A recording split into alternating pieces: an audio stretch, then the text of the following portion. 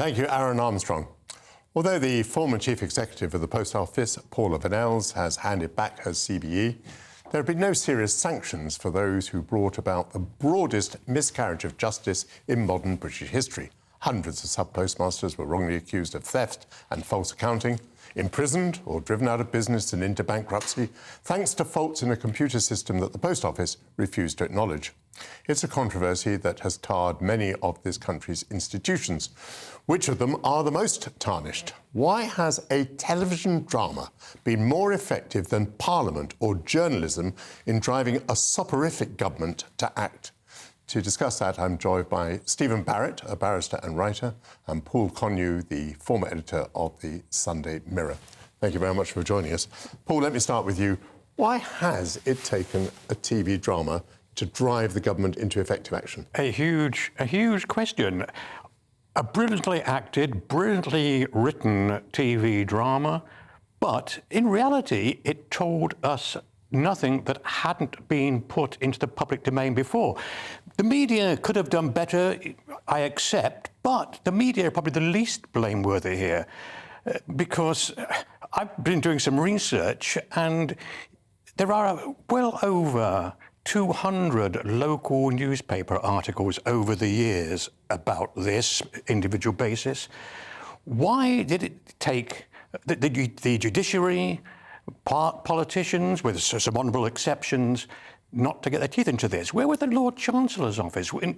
How could you not realise, hang on a minute, there are hundreds and hundreds of postmasters and postmistresses with impeccable past records, so suddenly there's a pandemic of dishonesty. They've all turned rogue and villain, and no one figured this. And in defence of the media, saying we could have done better to an extent, but Computer Weekly back in 29.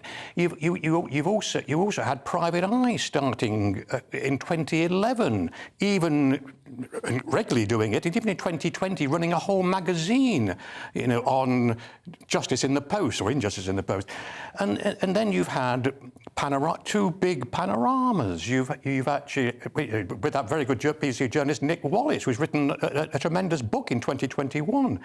So it was in the public domain, and the producers and writers of the programme admit that they relied to a lot in their research on media articles and broadcasts. So this is a massive failure, and I just wonder, being a cynic, I just wonder if it wasn't an election year, whether Parliament would be reacting the way that it had, and the government would be reacting the way it is now. Well, I think you've made a number of interesting points there, Stephen. What I want to focus on is the here and now, because this thing has been exposed over many, many years. But it now turns out that in the government's view, it can take effective action. It can introduce primary legislation. Well, that's never been on the agenda before. Why has it taken the TV drama to achieve that? And why has the TV drama been effective where members of Parliament and journalists somehow were not as effective before?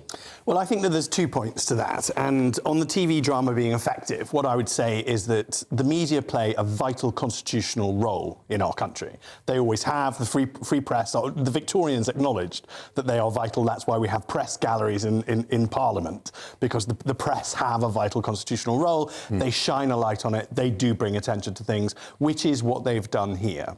Now, on the secondary point of why has Parliament suddenly discovered it has powers, we are living through a period in which our constitution is being restored. So as a country, when we were members of the EU, our constitution is largely suppressed and the EU runs things, and we function as a different type of state.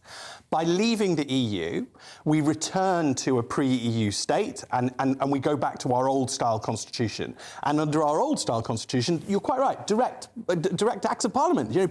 Parliament can actually do things. Government can do stuff. I mean, I had to go in and talk to a committee of MPs to explain the Constitution to them and explain that they had power. They seem to have forgotten that they have power, but they genuinely do. Parliament is the seat of all power in our country, and they're slowly coming back to the realisation that they can do things, and this government is now passing legislation to deal with this national scandal.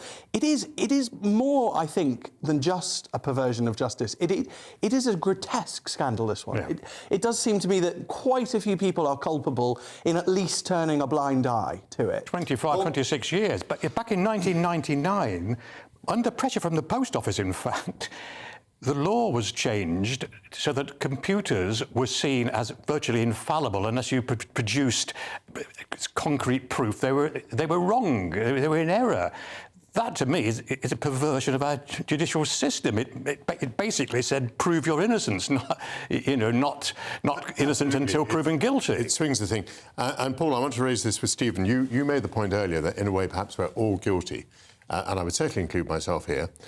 You read all the reports and you feel indignant about the postmasters, but watching this drama is a harrowing experience.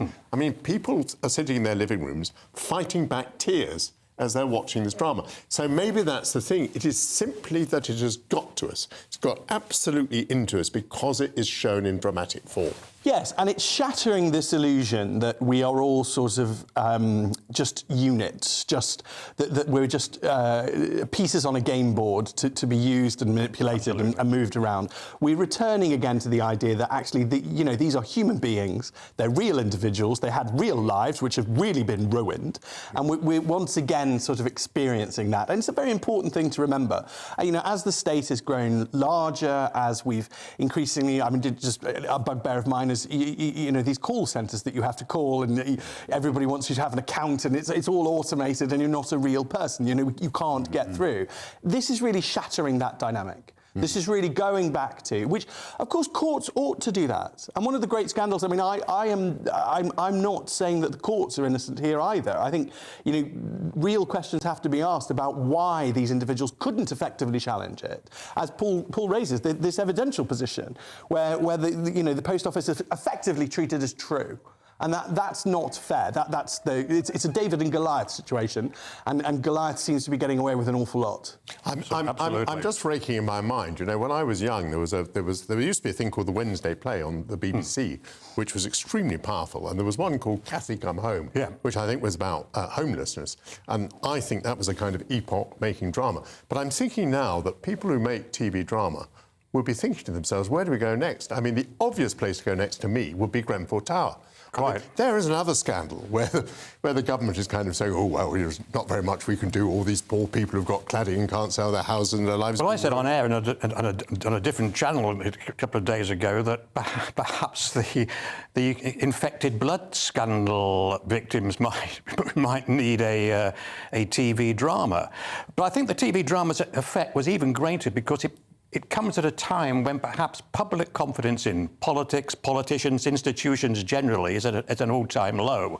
So I think that almost turbocharged the public reaction, and politicians were reacting to over 1 million, I think it's now 1.4 million people demanding, supporting Paula Venables being stripped of her CB, not being allowed to actually just hand it over, but being in some formal way humiliated by being stripped of it.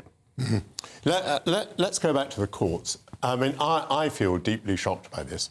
The idea that, as we see it in the drama, ping, some figures start appearing on a computer screen that tell you that you suddenly owe the post office £36,000. And you go off to court with, according to the drama, very little chance of getting justice, and a real chance that you'll be saddled, in the case of one of them, with a £300-something thousand set of costs.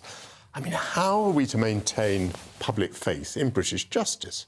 Well, over the last 20 years, so I'm 21 years call as a barrister, that's what we call it, and over my lifetime, we have seen people getting further and further away from justice. Ordinary people do not realistically have access to courts, and when they do, they face this monstrous situation.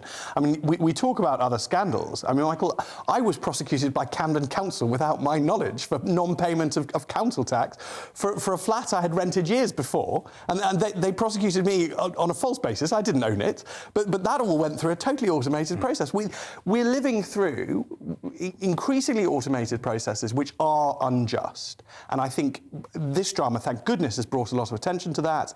I think we're going to see more of these scandals. I think they're going to come out the woodwork. This weekend, I learned something on this one that I hadn't realised before.